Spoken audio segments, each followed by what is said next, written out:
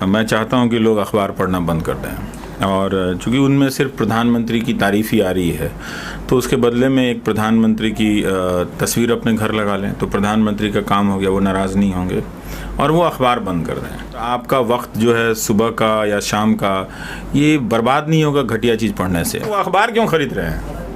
वो अभी तक बंद क्यों नहीं किया उन्होंने अपने मोहल्लों से उन अखबारों को जिनमें सांप्रदायिकता होती है, जिनमें खबरें नहीं होती, जिनमें पत्रकारिता नहीं होती? लोग इतने गैर जिम्मेदार कैसे हो सकते हैं कि सुबह सुबह वो घटिया अखबार उठा के। मैं तो पूछना चाहता हूँ सहारनपुर वालों से, मुजफ्फरनगर वालों से कि तुम्हारे पास जो अखबार आ रहे हैं उसमें क्या मिल रहा है जिससे तुम्हारा मुस्तकबिल संवरता हो? वो अखबार अभी तक बंद क्यों नहीं किया गया? आदाब, मैं हूँ सुंबुल ईरम और आप देख रहे हैं मिल्लत टाइम्स।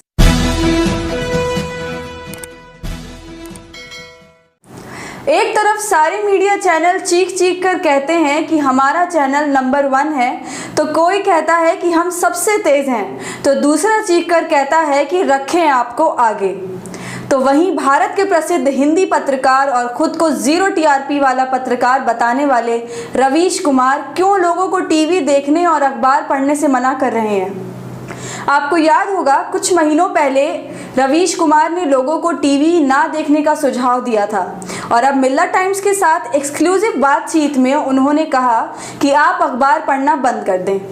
उन्होंने कहा कि आजकल अखबारों में केवल हुजूरे हिंद प्रधानमंत्री मोदी की फ़ोटो होती है और अगर आपको मोदी जी से इतना प्यार है और आप उनकी फ़ोटो को ही देखना चाहते हैं तो आप मोदी जी का एक फ़ोटो फ्रेम अपने घर में लगा लें। उन्होंने कहा कि अखबारों में केवल सांप्रदायिक खबरें होती हैं, फिर भी पता नहीं लोग क्यों इसे पढ़ते हैं। रवीश कुमार ने लोगों को टीवी ना देखने और अखबार नहीं पढ़ने का सुझाव इसलिए दिया क्योंकि आजकल के पत्रकार झूठ को ऐसे परोसते हैं कि वो सच लगने लगे। पहले ये कहा जाता था कि सोशल मीडिया पर जो खबरें आती हैं वो अफवाह होती हैं, पर अब तो मेन स्ट्रीम मीडिया केवल एजेंडा चलाने और किसी पार्टी विशेष के अनौपचारिक प्रवक्ता बने बैठे हैं। आइए रवीश कुमार ने क्या कहा आपको सुनाते हैं।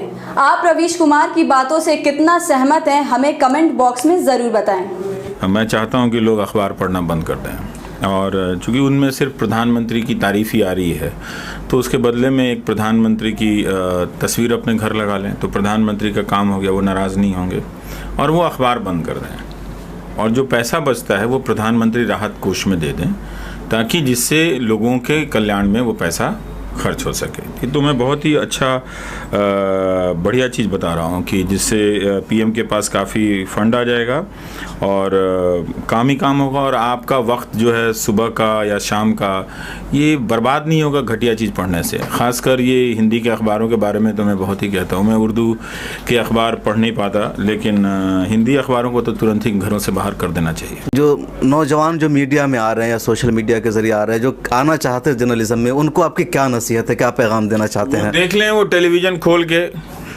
कि क्या वो उनके जैसा बंदर बनना चाहते हैं, तय कर लें फिर अपने। रवीश कुमार बनना चाहते हैं या बंदर बनना? तो वो तो लंबा रास्ता है सबका।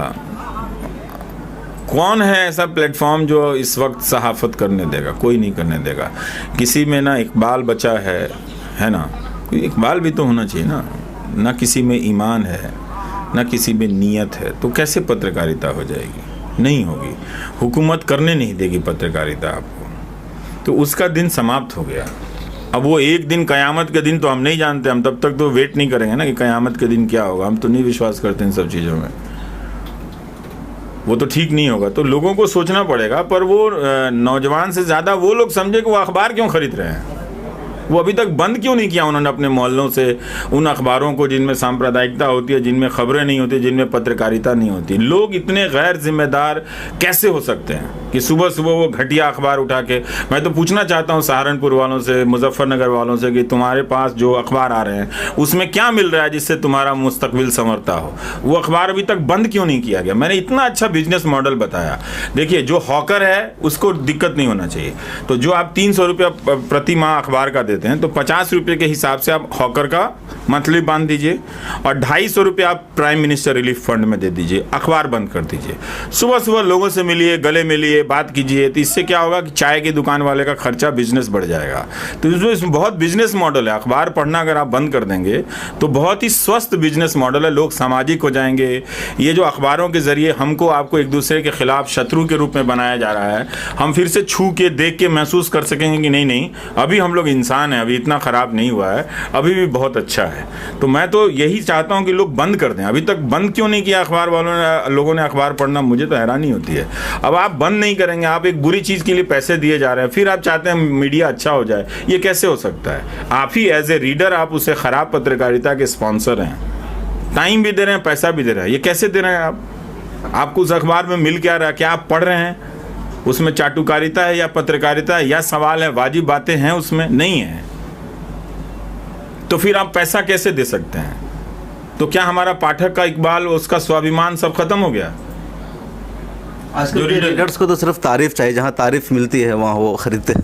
नहीं, कौन खरीद रहा है? मैं पूछ रहा हूँ क्यों खरीद रहे हैं? उसमें सहाफत ही नहीं, तो आप कुछ और खरीद लो ना। उसके बजाय उसकी जगह पे आप किसी और चीज को खरीद लीजिए ना। फिर मिलत टाइम्स की वीडियोस देखने के लिए यहाँ क्लिक करके सब्सक्राइब करें और हाँ, बेल आइकन जरूर दबाएं। अगर फेसबुक पर देख रहे हैं तो पेज लाइक करें। ताज़ा तरीन खबरों और मज़ामीन के लिए विजिट करें हमारी वेबसाइट www.millettimes.com। हमारी ये वेबसाइट उर्दू, हिंदी, इंग्लिश तीनों लैंग्वेज में मौजूद है।